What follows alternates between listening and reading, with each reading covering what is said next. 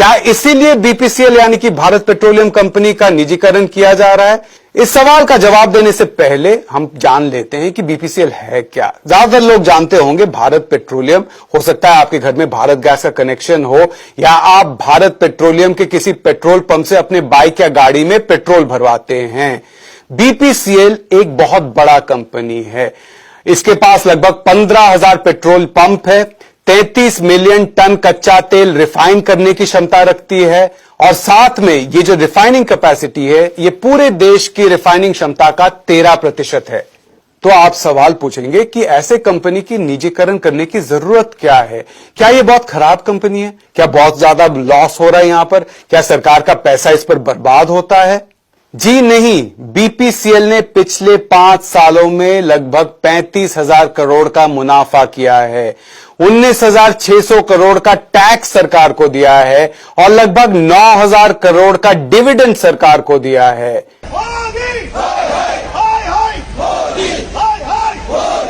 मजे की बात तो यह है कि यही मोदी सरकार ने 2017 में अच्छे परफॉर्मेंस के लिए बीपीसीएल को महारत्न का खिताब दिया था। अब आप सोच लीजिए, अगर ऐसे कंपनी को सरकार बेच रही है तो ये क्या हुआ? अपना बेशकीमती हीरा बेचने जैसा है। तो भारत पेट्रोलियम को बेचने की क्या जरूरत है सरकार को? यह जानने से पहले एक नजर डालते हैं कि सरकार को कितना पैसा मिल सकता है ये बेचकर। बीपीसीएल का मार्केट वैल्यू इस वक्त लगभग 1 लाख करोड़ रुपए है और सरकार के पास इसका लगभग 53% शेयर है, यानी कि कंट्रोलिंग स्टेक है। कंट्रोलिंग स्टेक का मतलब क्या है? मालिकाना हक। जब भी कोई मालिकाना हक बेचता है तो उसको प्रीमियम मिलता है, ज्यादा पैसे मिलते हैं। पिछले साल सरकार ने अपने एक और कंपनी को, एचपीसीएल, इसको ओएनजीसी को बेचा था, अपने ही कंपनी को, लेकिन उस वक्त प्रीमियम चार्ज किया था 18%।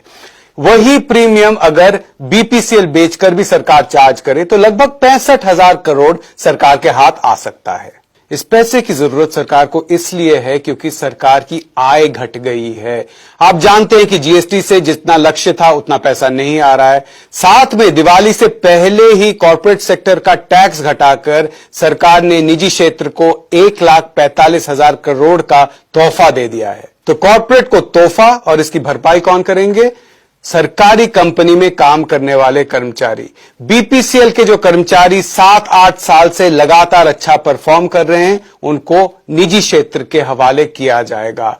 और इसका क्या मतलब है? इनकी छटाई होगी, क्योंकि बीपीसीएल तो अच्छा खासा प्रॉफिट कर ही रहा था। अब और भी अगर मुनाफा बढ़ाना होगा तो एक ही उपाय है, लोगों की छटाई और बाकी कर्मचारियों को ज्यादा काम करवाना।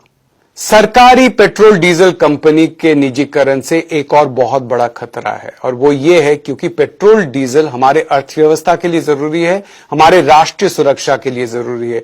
उस पर सरकार का कंट्रोल रखना, पब्लिक का कंट्रोल रखना बहुत जरूरी है। ये अगर किसी निजी कंपनी के पास चला जाए तो उससे राष्ट्रीय सुरक्षा को हानि पहुंच सकती है और इससे भी ज्यादा हानि पहुंच सकती है अगर ये किसी विदेशी कंपनी के कब्जे में आ जाए। अजीब बात यह है कि जितने भी दरबारी अर्थशास्त्री है वो कहते हैं कि बीपीसीएल को अगर बेचना है तो किसी फॉरेन कंपनी को बेचिए।